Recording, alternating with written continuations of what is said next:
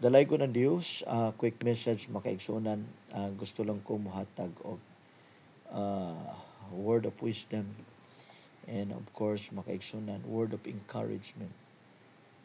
Daghang mga tao posibleng nakuyawan og we can even conclude nga we are now in this season of end times. Sad to say makaigsunan ang kagulyang kagubot karon. Nasayod ta sa previous nga gubat sa Ukraine o sa Russia. There are thousands of casualties, makaigsunan. Daghang nga destroy nga guba nga mga building, balay or mga opisina bisan na mga bangko. O kining gubat makaigsunan, walay laing nagsulti daanan ni, walay laing nagpahibalo daanan ni. Is the word of God, is the Bible. We can hear rumors of wars between nations against nation. Even we can hear about earthquake in various places. And this is one of the sign of the end times. Ang Bible nagsulti makaigsunan nga kining tanan sinugdanan pa lang sama sa kababay nga nagbati makaigsunan that she will about to give birth. O meaning makaigsunan masabtan nimo kung sama ni ana sumala sa Bible. Kung nagbati na ka, may bati na kasakit kay mga nakay na ka, dili na mapugngan manganak gid ka. Unsay but pasabot? Nagpasabot kini nga duol na mobalik ang Ginoo. Ang pagbalik sa Ginoo makaigsunan, dunay hanay nga gipasabot sa Bible nga before si Jesus mobalik physically nga motunob gyud makaigsunan sa bukid sa Olibo matud sa Bible, naay gitawag og rapture of the church. Kani ang pinaka most exciting nga dapat tuan og lauman sa tanan nga mga believers ni Christ. Sa tanan nga churches, dunay gitawag og rapture of the church nga may tabo kini sama lang sa pagpamilok makaigsunan. I don't know kung motuo ka o dili. Imo po na nga prinsipyo kung di ka motuo. Pero according to the word of God makaigsunan, kapag tingog sa katapusang trompeta, yun ang Bible, magpakita ang Ginoo des panganod.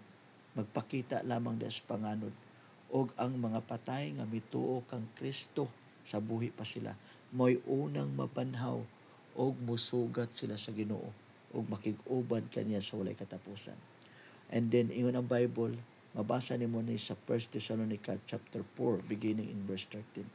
Og ang mga buhi niadtong panahona nga nagtuo usab ni Jesus, sakgawon sila. Mo nay gitawag og rapture of the church, to be caught up. Na din pagakuhaon sila makaigsunan, mahitabo ni sama lang sa pagpamilok. And I believe makaigsunan, mauni nga ultimate nga escape aron nga kita makaigsunan dili ta makasinati sa gitawag og great tribulation, sumala sa gisgutan sa Revelation kay maabot ang mga adlaw murul ang Antikristo dire og ma-pressure ang tanang mga tao. Otherwise, kung tuman ka, mo align ka, mo sadbitar ka sa Antikristo, mo na pinaka-danger nga may tabo sa tao. Mabot ang panahon, sumala sa Bible, tinatakay na, di nakakapalit kung wala kay tatak sa imong kamot o sa imong agtang. So, sa labtunon kayo na makaigsunan kay ang buot buhaton sa Antikristo. Nganong giatawag na sa Antikristo tungod kay giposes na siya sa demons, magpaka-Kristo na siya pero i-deceive niya ang mga tao. Kaya ang iyang intention makaigsunan, ang iyang motibo nga ang mga tao mo worship niya.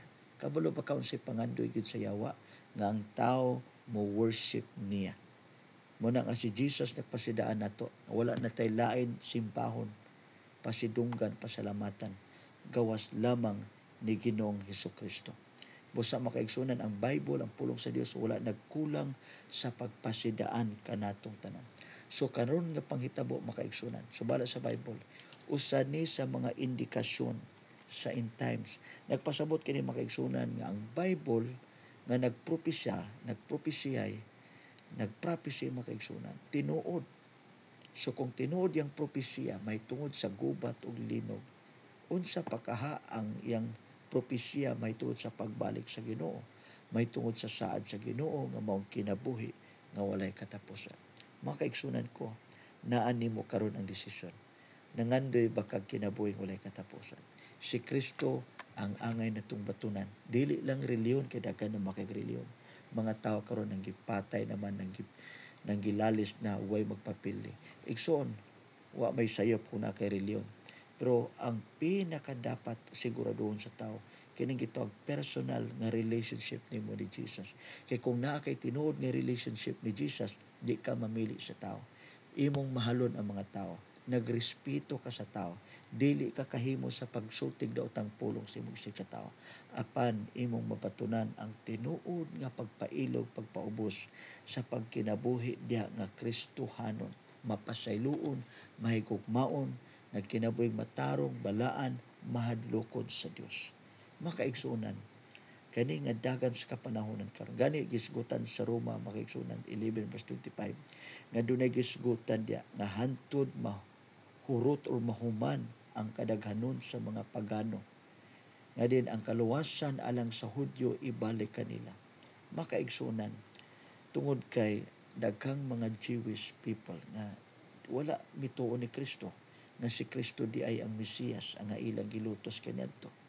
Apan salamat sa Ginoo nga duna na pipila kanila karon nga nahimong mga martir, nga nahimong mga misyonary nga maisugon nagwali may tungod ni Jesus. Daghang posible nga mga Jewish nga madisip sila sa Antikristo kay abi nila og mauna ang Mesiyas.